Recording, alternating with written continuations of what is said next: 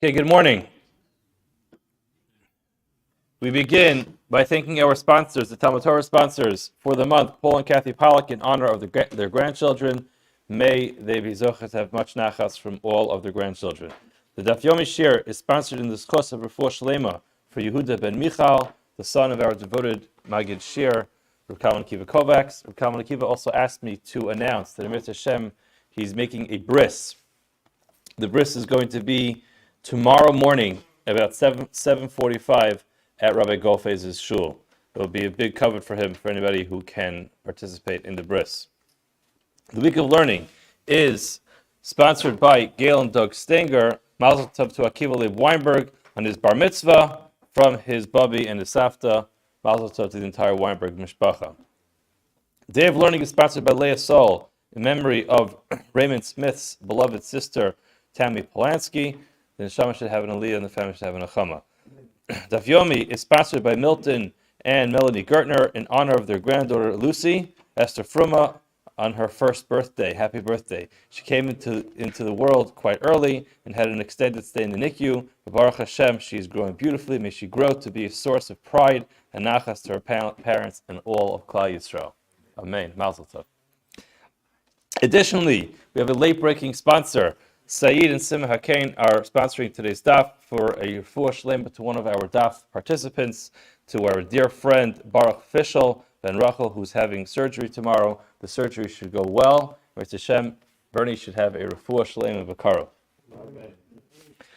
Let us begin. Today's amud is a riveting amud. It's one of those amudim. Okay, I say that because it's really a beautiful amud because it really takes so much of what we have been learning over the past few days and kind of all just puts it together, and we see how everything comes together. All the different opinions come together, and it's kind of like a beautiful bouquet of flowers that we picked from all the different amudim that we have. We put all the shitas together, and we try to analyze who says what. Like this, we don't walk away from the sugya just thinking, I heard the name Rechuni ben Akana, there was a name Rabbi Yitzchak that came up, there was a Rabbah, there was a Rav Meir, Rav Yochanan, Rish Lakish. The Gemara takes all of it and puts it together and makes sense out of the whole sugya. So it's an exciting amud, it's a beautiful amud. You have to hold your head together a little bit, but again, that's something we're very good at over here. It should not be too much of a challenge. The Gemara begins. Just a quick reminder of what we are doing. The Gemara was very much motivated by what seemed to be a stira. What was the stira? Our Mishnah writes very clearly that if a person is ma'anes, a person violates his sister, then the halacha is that there's going to be a knas. The problem was that we know there's a concept called kam leib b'derabah minei, that when a person has an action that he takes, and that action carries two punishments. One of them is more harsh than the other. We are going to implement the more difficult, the more harsh punishment, and we are going to let the person go on the easier punishment. So therefore, in the Mishnah in Mako says that a person gets malchus for violating their sister. It leaves us with a very big problem. How could our Mishnah say that there's a knas? Person should not get malchus and a knas at the same time. And therefore, we had a bunch of different answers. So the Gemara begins. We are starting, today's daf is daf lamed hey. We're beginning on daf lamed dalid. And we are starting 2, 4, 6, 8, 10, about 12, 15 lines up from the bottom with the word bishlama. Gemara says, remember Rabbi Yochanan, he explained that the Mishnah was going according to Rabbi Meir, Rabbi Yochanan explained the Mishnah is talking about a case where there was no hasra. Since there was no hasra, therefore there was no malchus. In other words, Rabbi Yochanan says technically both halachas are true. However, there's a technicality in this case where there was no hasra, and therefore the malchus can't be implemented, and that's why there is a knas. Rish Lakish explained that our Mishnah is going according to Rabbi Meir, who says that there's both. There's malchus and there is a knas. Why was that? Because Rabbi Meir is of the opinion that this whole concept of Kamle b'drava minei, where we don't give malchus, and a financial fee is only when the financial fee is actually covering a monetary expense, not when it's covering a monetary penalty. So the Gemara says, "B'shlomo Rabbi Yochanan lo amar koresh lakish dekamukim lakarabana." We can understand why Rabbi Yochanan wanted to explain that it's talking about a case where there was no hasra, there was no warning, and therefore we could not give the person the malchus. That must be because he did not want to find a das yachid. He didn't want to find one single opinion, which is owned by Rabbi Meir, and then say the Mishnah is going according to Rabbi Meir. He wanted to find an opinion that is more unanimous, that more people are going to agree with, and therefore he explained the Mishnah is talking about a case where there was no hasra. Okay, what was Rish Lakish's problem? Why did Rish Lakish have to go find a single opinion in Rabbi Meir and explain that the Mishnah is going according to this one single opinion? Why couldn't he just simply agree with Rabbi Yochanan and say the Mishnah was talking about a case where there was no hasra? The Gemara says, Amar Lach, Kivan, the ilu asru bei pater, kilo asru bei nami pater. Says Rabbi Yochanan, the reason why he could not agree, says Rish Lakish, the reason why he could not agree with Rabbi Yochanan is because he fundamentally disagrees with the concept that Rabbi Yochanan was advancing, which is, Rabbi Yochanan says that if there is a warning, and therefore we can actually give the malchus, in such a case, when the malchus can be given, he'll be exempt from the monetary fee. Says Rish Lakish that even though there would be a case where he does not get a hasra, still the action that this person took, since the action can hold him responsible for malchus, even if technically we can't administer the malchus to the person because there was no hasra, but the action that the person took, the avera that was committed, is an avera that comes along with malchus, automatically the financial fee is going to be waived. In other words, we have a fundamental machlokas here between Rish Lakish and Rabbi Yochanan. What happens if a person violates an act that comes along with a penalty of malchus, but there's a technicality we can't administer the malchus? What's going to be the halacha? According to Rabbi Yochanan, if you can't actually administer the malchus, so then yes, we will kick in the financial fee. According to Rish Lakish, the fact that you actually can't logistically administer the malchus does not mean that we're now going to slip in the financial fee. The financial fee is still not going to be there by virtue of the fact that an action was committed that comes along with a penalty of malchus. So that's what the Gemara says. My time Amar Rabbi Yochanan, why? Because Amar Lach, Rish Lakish will tell you, Kivan the ilu asru bei pater, since if we would have given him the warning, he would have gotten the malchus, and thereby would have been exempt from the financial fee, kilo asru bei, even if we don't actually warn him, nami pater, he's still going to be exempt from the financial fee. The Gemara suggests that they are going according to their own opinions, which are stated elsewhere. Where the Chiasar Rav Dimi Amar, when Rav Dimi came to Eretz Yisrael, he said the following: Chayave misos shogegin, v'chayave malkios shogegin v'davar acher. What does this mean? This means there are certain averos where if a person commits this act intentionally, b'mezid, they would be chayiv either malkos or misa. If a person would commit this act intentionally and be warned, the person can face the death penalty from Beis Din, or they can face the malchus penalty from Beis Din. Now, the additional word shogegin means that this act was committed by mistake, unintentionally. So when that comes into play, the halacha is the person cannot be chayiv misa or malchus.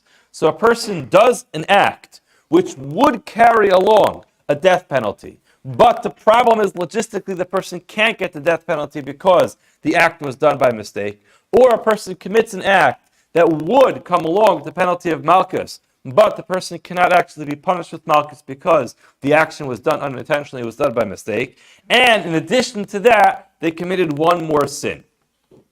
Rabbi Yochanan Amar Chayiv, Rabbi Yochanan says the person is going to be chayiv for the additional sin. Why? Because the chiyuv of misa, the chiyuv of death penalty, or the chiyuv of malchus cannot be fulfilled because it was by mistake. So if the chiyuv of malchus or misa cannot be fulfilled because the action was performed by mistake, so then let's allow the davar acher, the other action, the other aveira, to go ahead and take its role, and therefore he will be chayiv for the davar acher.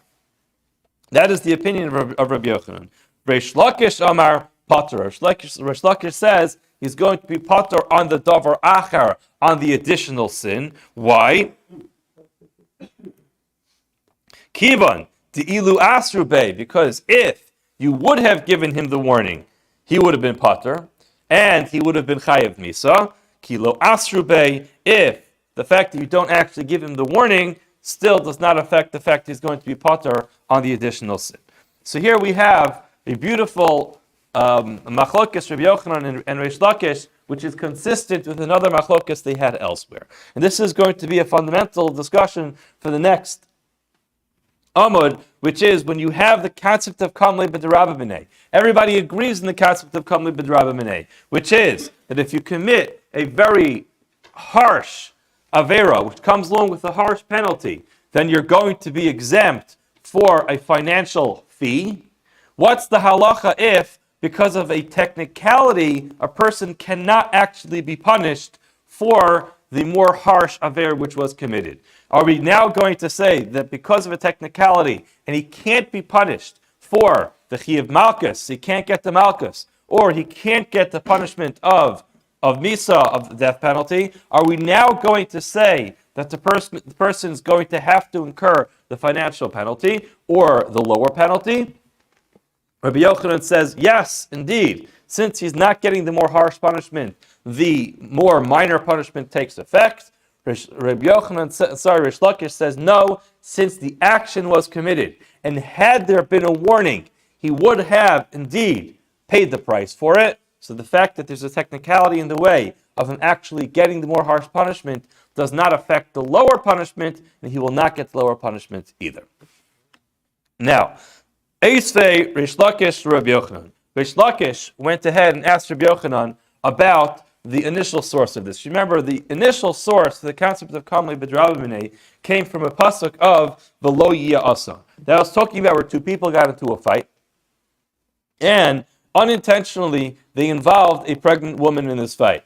And this pregnant woman was struck by way of this fight that happened, and because of that she miscarried her child. Now the pasuk says, "V'lo iya asan." There will not be the tragedy of death. In other words, this woman, this pregnant woman, does not die.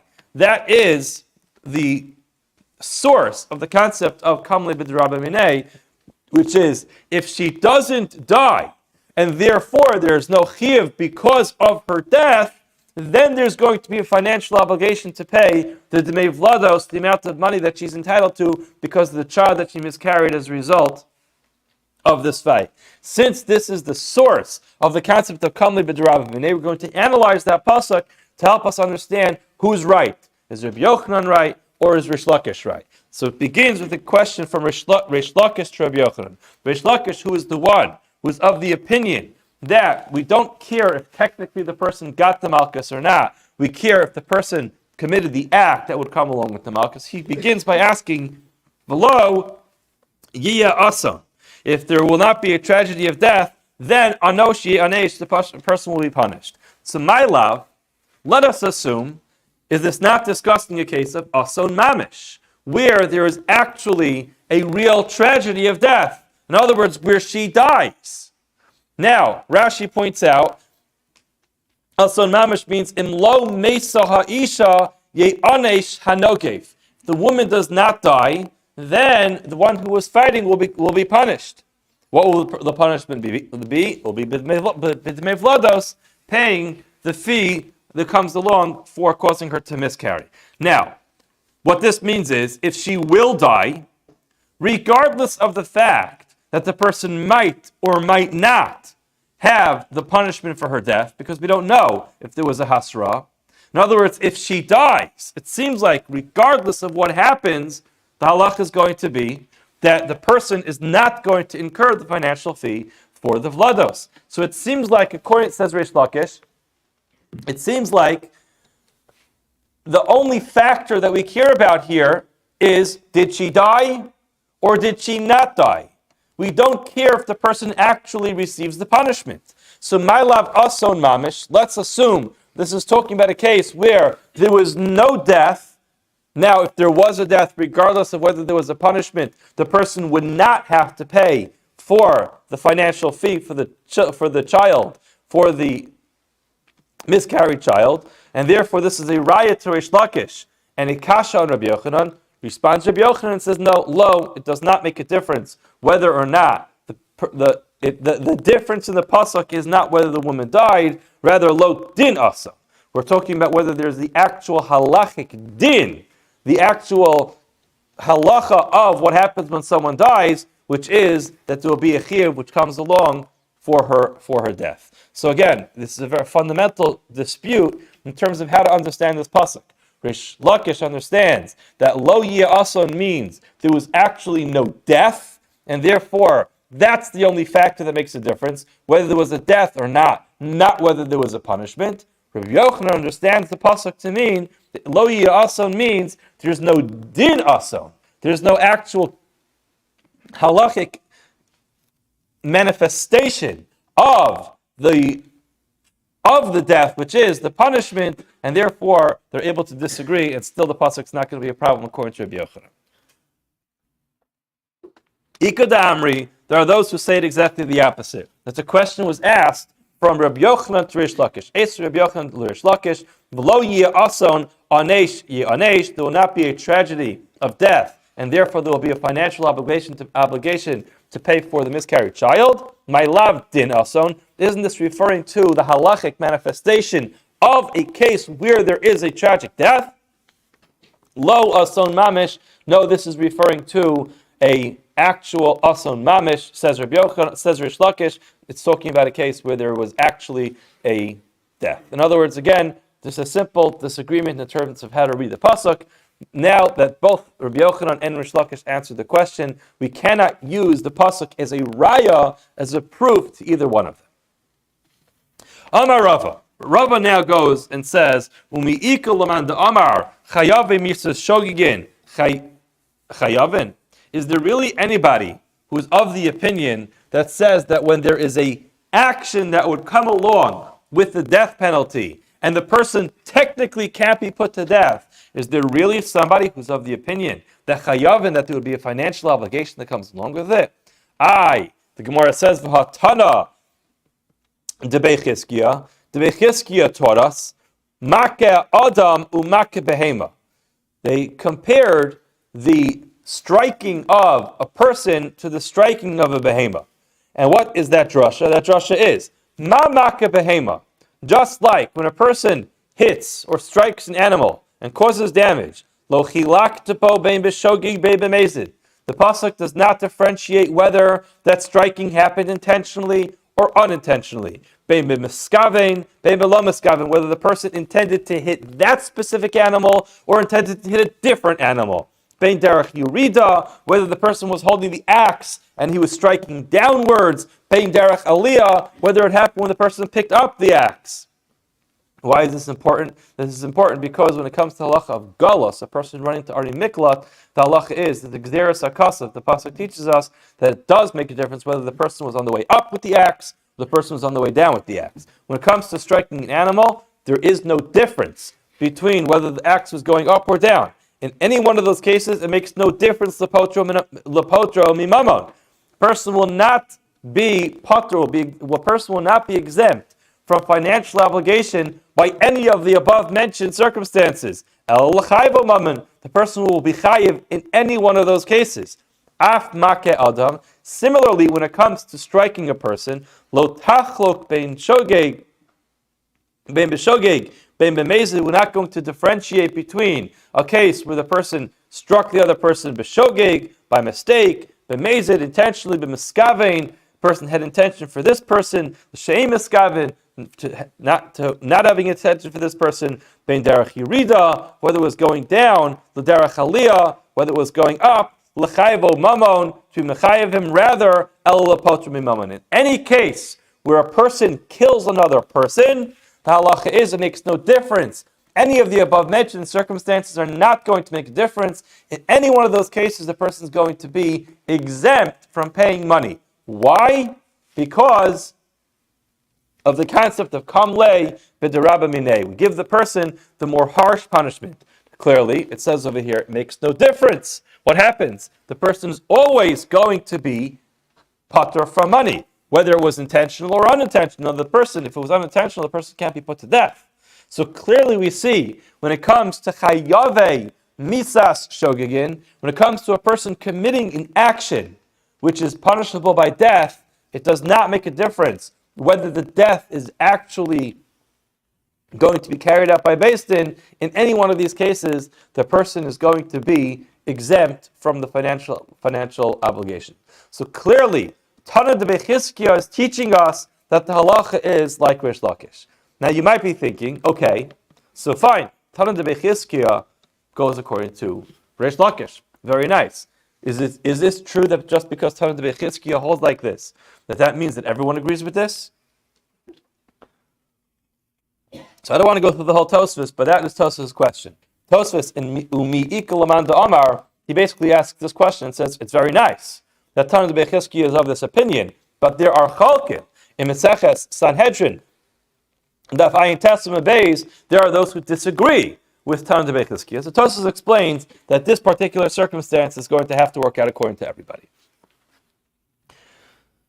So now, here we have this question, how can it be that Rabbi Yochanan disagrees on the concept of Chayav Misas Shogegin being exempt from money? We clearly have Tana de Bechizkiah which says it when they compare striking an animal to striking a person. Ella ki asa Ravin Amar, it must be that when Ravin came, he said, Amar, Chayav Misas Shogegin kuli amalo pligi to peturin.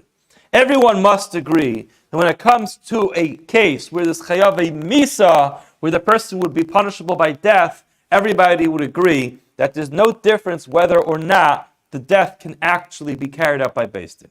It's the action that is the action or the commitment of the avera that exempts the person from financial obligation. That's going to be true according to everybody when it comes to an action or to an avera that would come along with the death penalty. If it was carried out in the right way, where there was a hasra, and it was bemazed, and everything else came along with it, then yes, the person would be exempt from a financial obligation, and therefore is always exempt from a financial obligation. Keep pleading when the Rabbi Yochanan and Rish Lakish have this machlokes about technically the person got off on a technicality. The question arises, do you still have to pay? When the punishment for the action would be malchus, would be lashes. So it's chayav malchus shogin givedavar acher. Rabbi Yochanan Amar chayiv. Rabbi Yochanan says chayiv, as we mentioned before, that if there's a technicality, the person cannot get the lashes, cannot get the malchus, then indeed we would slip in the financial fee. And he explains, because chayavi misos iskish, chayavi malkios lo iskish. The chayav of misa is actually iskish, is brought close to the halacha of makeh behema, but not malchus. Rish Lakish Amar Pater, Rish Lakish says a person is not going to have to deal with the financial fee, even if he got off on a technicality.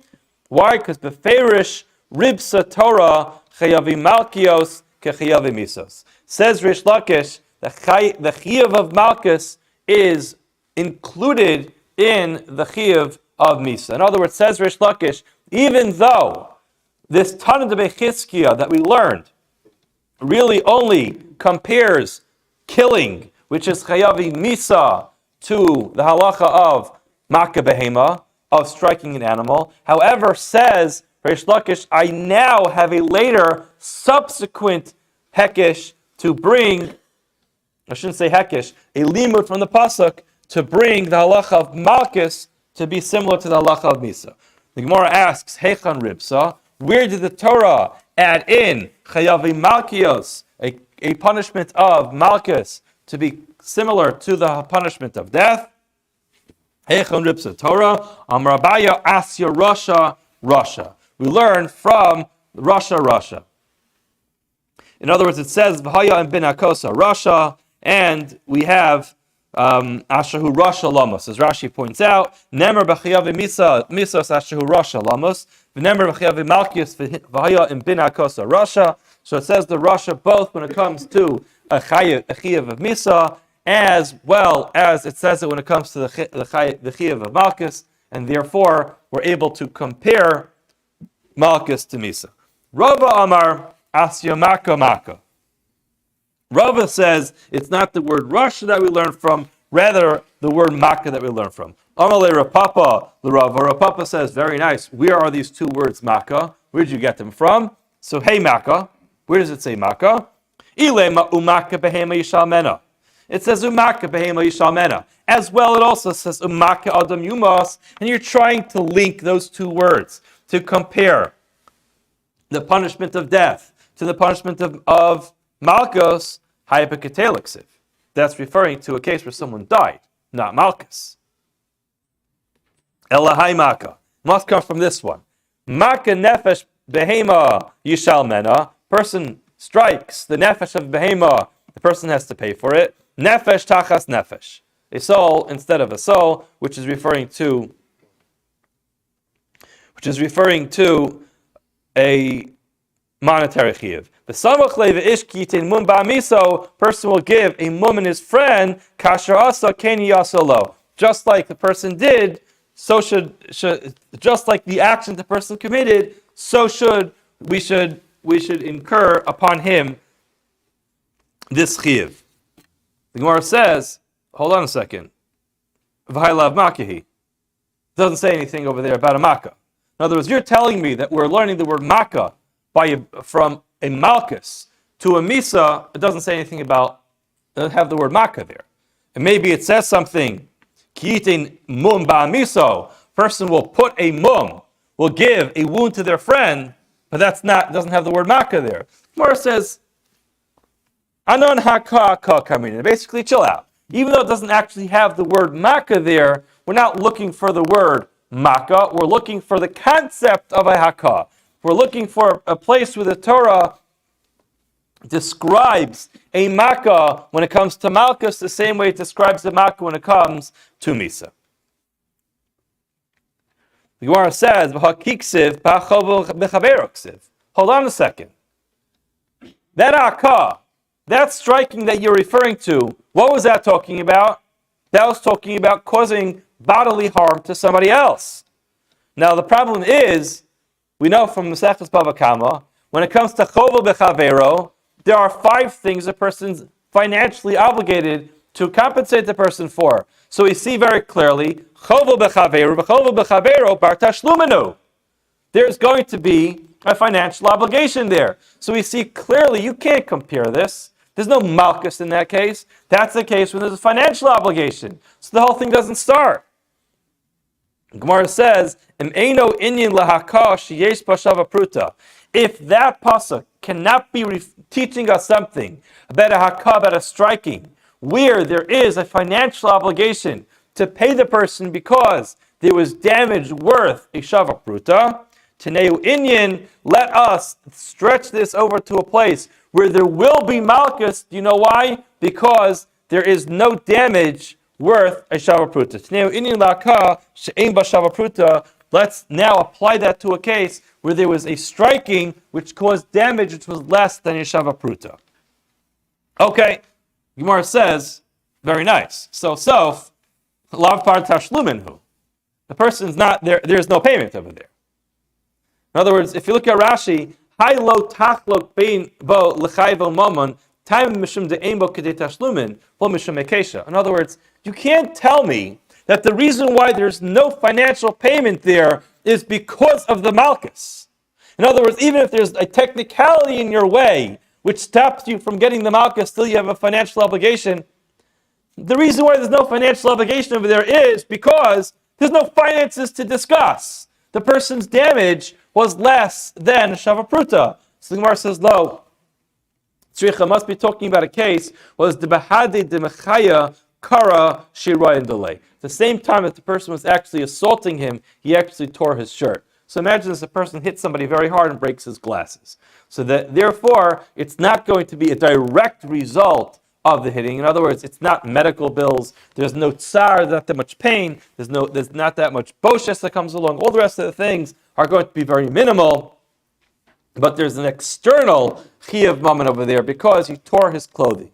So there, he's going to be exempt from paying that because he was involved in a hakah which would come with malchus. So in other words, we are able to establish a case where there is going to be both a technical chiyuv for malchus as well as a technical chiyuv for mammon. He'll be off the hook on the money because of the malchus, even though the malchus is not happening. Amalei Rav Chia l'Rava. Ulatanan de Bechizkiya. Going back to this Tan de Bechizkiya. The Amar. They say, Make Adam u'Make Behema. We're going to compare the striking of a person to the striking of an animal, which is what we said before. Just like when it comes to an animal, a person's going to be chayiv on the damage to the animal, whether it was b'shogeg, whether it was unintentional, it was b'mezid, it was miskaven, lo miskaven, derech yirida, derech aliyah. So the same thing will be true when it comes to a person striking a human being, that it makes no difference whether it was any of those above mentioned circumstances. The person will always be exempt from paying money because of the penalty that comes along with actually killing somebody. The Gemara says, "B'mayde b'chal." Why are you assuming that that case took place during the week? B'mayde b'chal ksiv v'leka lefluge. Who says it's talking about during the week? V'leka lefluge. We can't make any of those differences. Dilma b'Shabbos ksiv. Maybe that whole discussion was talking about where the person committed this act on Shabbos, and the behema gufa ika liflugi. Maybe that case took place on Shabbos, and when it comes to the actual damage of the behema, you could differentiate, create that distinction. What will the distinction be between shogeg and mezid? In other words, on Shabbos itself, there's a chiyuv on Shabbos for killing the animal. Even if it's not an actual shchita, the Gemara Masechtas Shabbos discusses killing an animal could either be tzovea or it could be shchita. Nevertheless, the halacha is the person's going to be chayiv for killing the animal on Shabbos. Why don't we just differentiate in the actual killing of the animal on Shabbos? The Gemara says, Lo tzadka. We can't think that. It can't be that this case is talking about where it was on Shabbos. Why? D'chsiv umake behema yishalmena umake adam yumas. We have to have a circumstance where both of these things are going to be true. Maka behema yishalmena, the person strikes an animal and would be chayiv, the financial obligation for striking that animal. Umaka adam yumas, and a person will be liable for death for killing the person. So hechi dami, idelo asrubei. If it's talking about a case where the person did not receive a proper hasra, he was not properly forewarned before he did it. So then, Maka Adam Amayumas. Why will the person be put to death? He was never warned. Ella Pshita must be Dasrube. He did get a warning. Okay, so if the case is talking about where there was a warning, so both cases must be there was a warning. Svi b'Shabbos, if it was on Shabbos, Maka Behemi Shalmena, will a person actually have a financial obligation for killing an animal on Shabbos? There's no chiyuv mammon there. There's no obligation for finances there. Why? Because if he was warned not to kill it, he must have been told, don't kill the animal. It's Shabbos. You're not allowed to kill an animal. And if he kills it anyway, b'chayiv misa for violating Shabbos.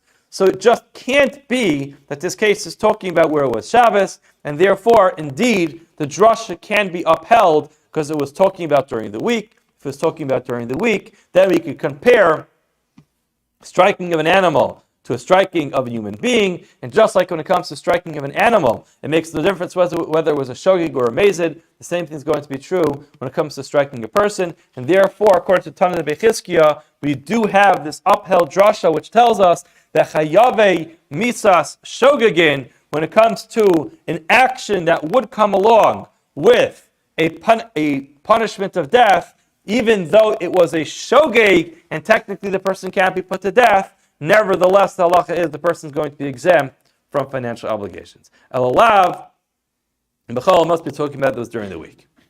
Okay, now the Gemara gets really exciting.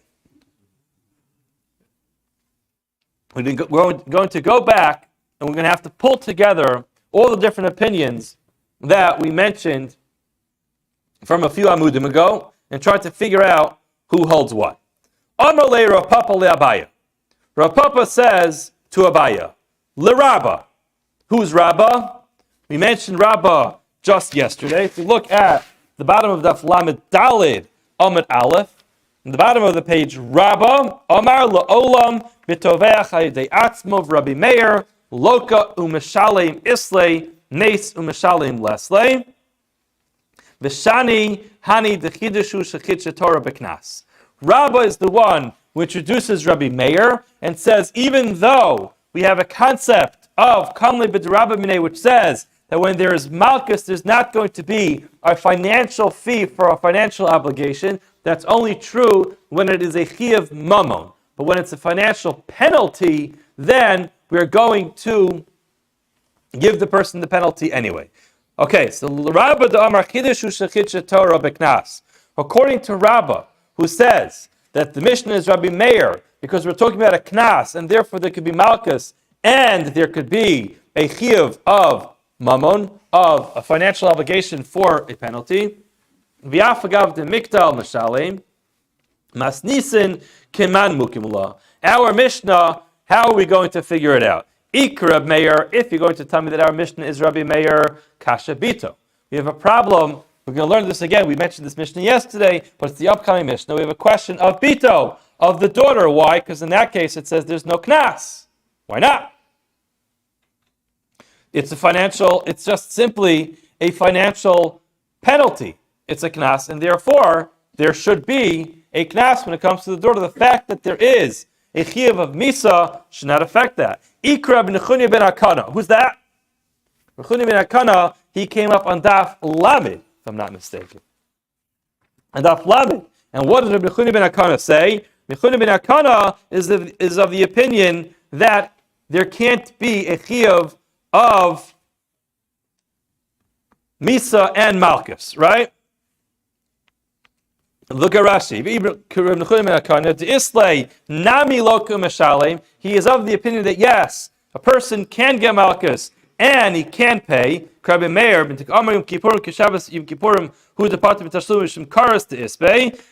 he holds at the end He's of the opinion that a person will never have a chiyuv of misa and a chiyuv of tashlumin. In other words, malchus and tashlumin, yes, but misa and tashlumin, no. So now, if we're going to try to say, let's go back to the Gemara. If our Mishnah is like Nechunya ben Akana, kasha achosa. Achosa is not going to work. Why? Because why is there no chiyuv of mamon or no? Look at Rashi. It's true that there's no chiyuv of malchus. Lo pater le liftre mishum kares. You should pater them. In other words, there should be no chiyuv of mamon when it comes to achoso because there's kares. In other words, he says while it's true that you will have a chiyuv of malchus and mamon, you're not going to have a chiyuv of kares and mamon. So why, when it comes to achoso, is there a chiyuv of knas if there's a chiyuv of kares? So the Mishnah can't be Rabbi Nechunya ben Akana either. Ik Rabbi Yitzchak. If you're going to try to say that it is Rabbi Yitzchak, who is Rabbi Yitzchak? Rabbi Yitzchak, he appears in Maseches Makos, and he says, Ein chayave krisus b'chlal malchus men. Person who gets a chiyuv of kares will never get malchus. The opinion of Rabbi Yitzchak is that if a person gets kares, there's never going to be malchus. In other words, according to Rabbah, that we're going according to Rav Meir. In other words, put this all together. That yes, there can be a financial penalty even if there is malchus, but that's going to be problematic. The Mishnah can't be Rabbi Yitzchak either. Rabbi Yitzchak's of the opinion that there is no chiyuv kares and chiyuv malchus. Kasha mamzeres. Mamzeres is a case where there is a chiyuv kares, and still hakol modim shuba malchus. Everybody agrees that there's going to be malchus there. So in other words, the Mishnah can't be Rabbi Yitzchak either. So we're drying out our options over here. We already excluded Rabbi Meir because Rabbi Meir is not consistent with the halacha of Bito. We excluded Rabbi Chuni ben Akana because Rabbi Chuni ben Akana is not going to be consistent with the halacha of Achoso. And now we're excluding Rabbi Yitzchak because of Mamzeres. So this would work out if you hold like Rabbi Yochanan. In other words, he can say that I'm going according to Rabbi Yochanan and say that since the actual chiyuv is not going to be carried out, so therefore we could then go ahead and slip in the lower punishment. If he's of the opinion like Krish Lakish, how is this going to work? It's not going to work according to anybody. Ella al karchach, the Gemara doesn't say Ella. Al karchach Rabbi Yochanan svirale. It must be that Rabbah is following the opinion of Rabbi Yochanan that you have to actually have that chiyuv working out when it comes to Malchus in order for you to be exempt from the lower fine of the financial fine. Amalei Rav Masna li Abaya. Rav Masna says to Abaya, L'reish Lakish ta'amar beferish rips Torah chayavi Malchus kechayavi misos. According to you, or according to Reish Lakish, who says that Malchus and Misa are going to have the same halacha, and therefore, regardless of whether or not the chiyuv is implemented, the financial fee is going to be waived. Man Tana de Palagalea to Mechuni ben Akana. Who is the Tana who disagrees with the Mechuni ben Akana? The Gemara says, I Rabbi Meir. You can choose it to be either Rabbi Meir or Rabbi Yitzchak. It will work whether it's according to Rabbi Meir. Meir says, Loka u'mashalim. I Rabbi Yitzchak, it can be the opinion of Rabbi Yitzchak. If you look at Rashi, the Amar, Lo shayach malchus b'chiyavi krisus, that there's no malchus b'chiyavi krisus. So either one of those can be the Tana who disagrees with the Mechuni ben Akana. It is a little bit early, but I think that we're going to stop here for today because the next Gemara from these two dots on starts off a whole new sugya, which is probably best to save for tomorrow. So we'll stop here at the two dots of Tana Rabbanan Arayis, B'shniyus La'arayis. Have a wonderful day. Reminder, Kalman Akiva is making a bris tomorrow, Mirz Hashem, at 7:45 at Rabbi Golfez's shul. Mazel tov.